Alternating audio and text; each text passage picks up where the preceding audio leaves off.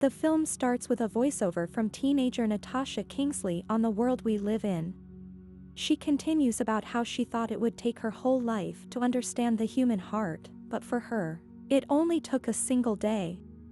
Natasha lives in New York City with her parents Samuel and Patricia, plus her brother Peter. She has a keen interest in science and learning what she can. She also notes how her parents met when Samuel walked into Patricia's store one day, and he, a hopeless romantic, fell for her. Unfortunately, she and her family are set to be deported back to Jamaica the next day. Natasha is determined to change this, so she makes an appointment with the immigration office to try and reverse their decision.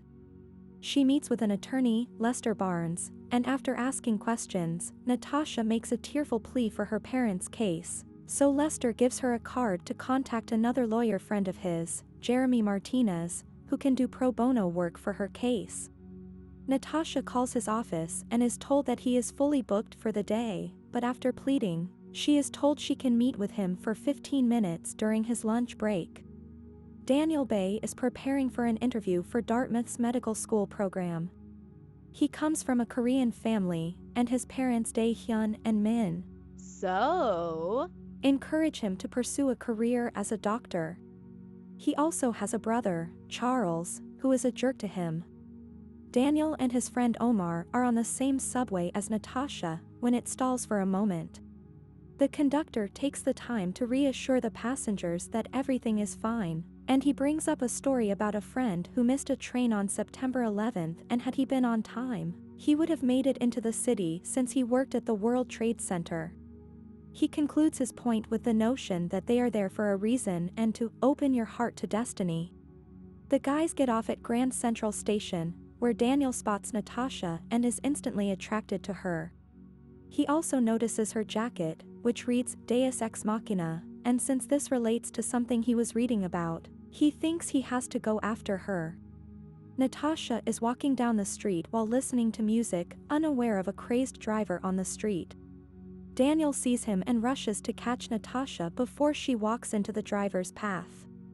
She's a little shaken up, so he sits to talk to her for a while. He believes in fate, but she doesn't believe in anything that can't be readily observed or proven.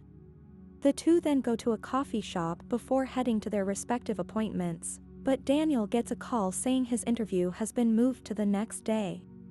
When Natasha comes back, he tells her about a survey that was taken between couples to determine whether they truly love each other. He asks Natasha some questions to try and woo her, but she thinks it's corny. Daniel escorts Natasha to Jeremy's office, which happens to be in the same building where Daniel is set to have his interview. Natasha goes in and is told by Jeremy's assistant that he got clipped by a car and is in the hospital, so his next free time is around 4:30. With more time to kill, Natasha agrees to keep hanging out with Daniel. The two make a stop at a hair/wig shop that Daniel's parents own. He explains to Natasha how Koreans have business with manufacturing and distributing wigs.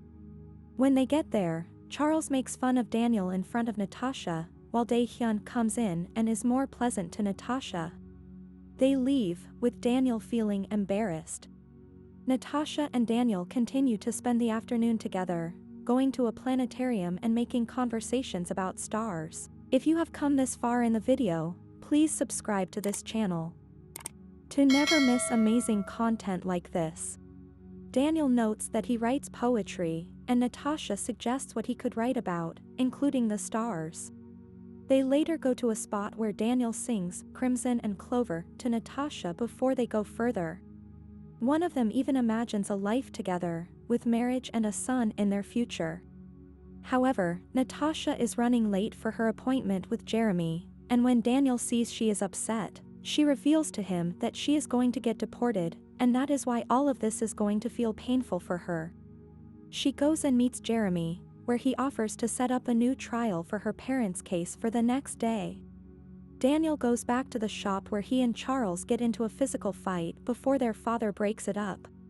After calming down, Daniel narrates a bit of his family's history, and how he and his brother have both Korean and American names. After he's gone, Natasha goes to the shop and asks Charles for Daniel's number. After seeing that she really likes him, Charles does so. She calls him, they reunite, and spend the rest of the day together before falling asleep in Central Park. The next morning, both Natasha and Daniel rush to their appointments, but first Natasha has to call her parents to let her know she is safe. Daniel interviews for Dartmouth with Jeremy, but Natasha barges into the office and asks what the verdict was. Jeremy somberly reveals that Natasha's case was rejected, and she and her family must still leave that day. She is angry and vents to Jeremy before leaving, and Daniel cuts the interview short to go after her. He walks her home and meets her family before they head to the airport. While there, just before having to say goodbye, Daniel does one more test from the survey he mentioned earlier, in which the couples have to maintain direct eye contact for 4 minutes, without a word. In between this, we see Natasha leaving and going back. Flash forward to the future where Natasha is doing fine in Jamaica and goes to a good school, while Daniel has decided to attend Hunter College instead while working a job he is more comfortable with. The 4 minutes ends, and Natasha tells Daniel she loves him. He tearfully says his test worked, and that he loves her too. 5 years later, Natasha has returned to NYC for grad school, as her student visa has been approved.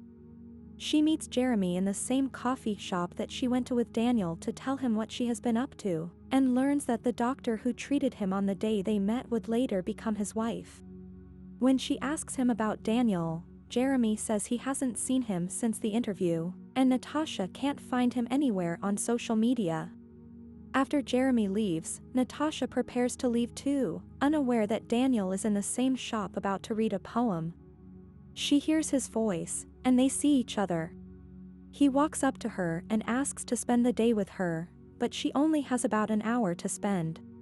He is okay with that, and they share a moment. I hope you enjoyed the video. Let us know in the comment section below which movie you want us to recap next. As always, until the next time.